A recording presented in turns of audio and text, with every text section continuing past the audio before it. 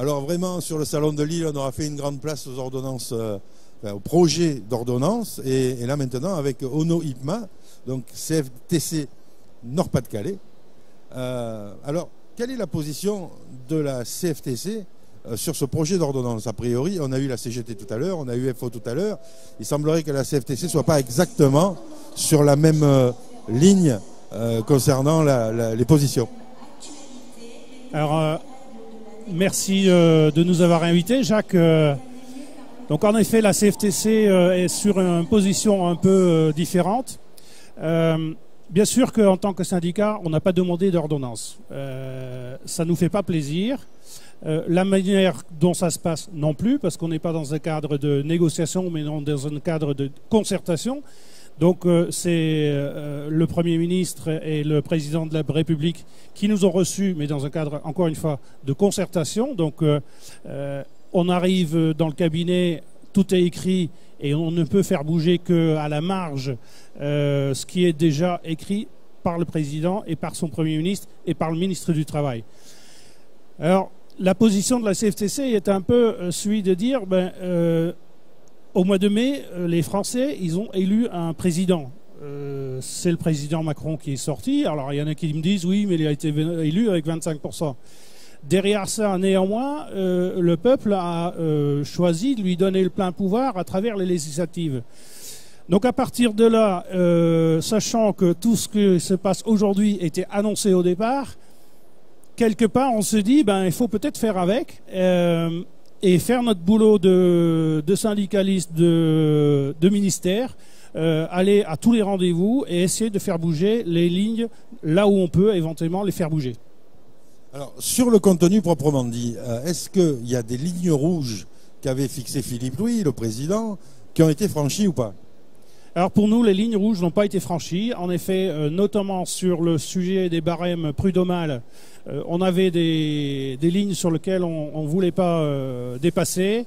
Et pour nous, même au contraire, on serait là pour le coup presque satisfait de l'augmentation de 25% des primes de licenciement. C'est écrit nulle part parce que il ne vous a pas échappé que sur ce volet-là, on passe du titre 5 au titre 7. Et que c'est dans le titre 6 que doit être fixé le montant, et il n'existe pas.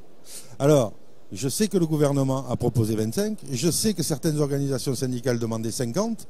Est-ce que c'est pas là quelque chose qui va bouger dans ce qui est à la marge et que tu évoquais tout à l'heure? Alors peut-être qu'en effet, sur ce sujet-là, il y aura peut-être encore des lignes qui vont bouger un peu.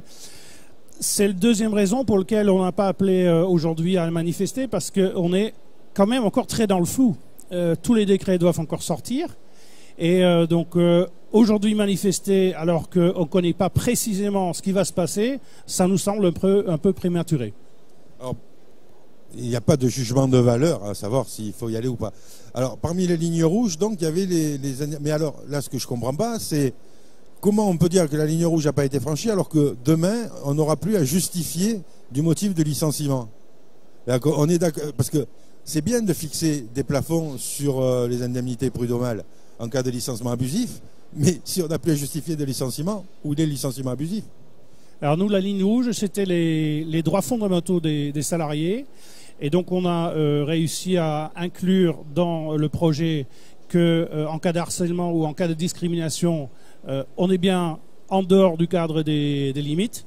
Et donc là, le juge, il peut très bien fixer ses montants lui-même. Et donc pour nous, ça c'était une des limites qu'on ne voulait pas franchir. Discrimination et harcèlement, c'est plus du code du travail, ça, c'est du pénal. Là, on est en correctionnel. Là. Oui. Donc c'est quand même normal que là, il n'y ait pas de Oui, plafond. c'est normal, mais bon, on aurait pu craindre pire. Ah, de laisser le harcèlement dans le code du travail. Éventuellement. Bon, mais après, comment vous avez vécu, vous, alors je ne sais pas si tu étais partie des délégations qui étaient reçues au ministère du Travail, mais comment ont été vécues ces négociations où on ne montre pas les documents, on n'a pas le droit de prendre de notes, on n'a pas le droit de... Et puis après, le dernier jour, on a 2 heures pour lire les 160 pages, on ne peut pas partir avec. Comment ça a été vécu de la part des délégations CFTC ? Alors, c'était assez difficile. C'est vrai que c'est un exercice extrêmement compliqué. Bon, j'en faisais pas partie, mais c'est des copains qui sont allés. Et donc, en effet, quand on arrive dans le cabinet et qu'il y a 70 pages sur le bureau sur une partie, ou 160 pages sur l'ensemble, il faut aller à l'essentiel. Et donc, c'est là qu'il faut aller chercher tout de suite les repères qu'on s'était fixés, les fameuses lignes rouges qu'on ne voulait pas dépasser. Et donc, c'est vrai que des fois, dans ce type de concertation, et encore une fois, c'est pas avec gaieté de cœur qu'on l'a fait, mais c'est peut-être là, de temps en temps, on a laissé des choses de côté en se disant, ça, pour nous, dans nos yeux, c'est peut-être moins grave, et on va à l'essentiel. Parce qu'en effet, dans 1 heure de rendez-vous sur 160 pages, on est obligé de survoler et d'aller là tout de suite chercher les points qui nous semblaient non négociables. Est-ce que vous avez eu le temps d'échanger avec la base, c'est-à-dire les militants CFTC? Parce que le timing qui a été imposé par la concertation, s'arrêtant le 31 août, sachant que la rentrée des classes était le 4 septembre, et que dans la tête des gens, rentrée des vacances, on n'avait rien su, on n'avait rien pu communiquer à la base, que les gens étaient préoccupés par la rentrée des classes, et la presse aussi d'ailleurs, ce qui montre la très bonne utilisation du timing de la presse du gouvernement. Est-ce que ça vous a laissé le temps, vous, de faire les allers-retours avec votre base pour savoir ce que eux réellement en pensaient dans les échanges? Alors c'est vrai que tu as complètement raison de dire que le timing est extrêmement court. Ceci dit, aujourd'hui, avec les nouveaux moyens de communication, le mail, etc., on a quand même réussi à avoir des concertations avec la base un peu. Ceci dit, on peut peut-être regretter que nos bases ne réagissent pas assez vite. Et puis, on a eu le temps de planifier un conseil et un comité national afin de, au moins avec l'ensemble des dirigeants, préparer ces réponses sur les ordonnances. Alors, le 20 ou le 21, ce sera au Conseil des ministres. Est-ce que la position de la CFTC peut bouger en fonction du rendu définitif des ordonnances?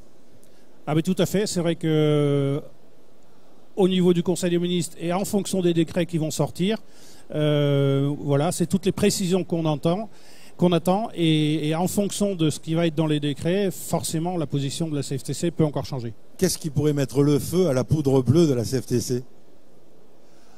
Le feu, je ne sais pas, mais en tout cas, on a une attente très très forte sur la réforme des IRP. Et c'est aussi une attente très très forte de la base. Hein. Aujourd'hui, on a plein de délégués syndicaux aujourd'hui qui s'inquiètent pour leur avenir quant à cette partie. En même temps, il faut faire très très attention, nous, en tant que syndicalistes, de ne pas dire on travaille que sur la partie qui nous intéresse, nous. Il y a des choses à côté beaucoup plus graves qui se passent. Et ça, même à la limite, pour l'ensemble des 5 ordonnances sur lesquelles on parle, on est très focalisé là-dessus. Mais finalement, il y a des choses qui se passent sur le sujet des auto-entrepreneurs, sur le sujet du logement des gens qui sont précarisés. Enfin, il y a plein de choses à côté qui nous semblent peut-être aussi importants, voire plus importants, à s'en occuper dès aujourd'hui, parce que ça aussi, ça va aller très vite.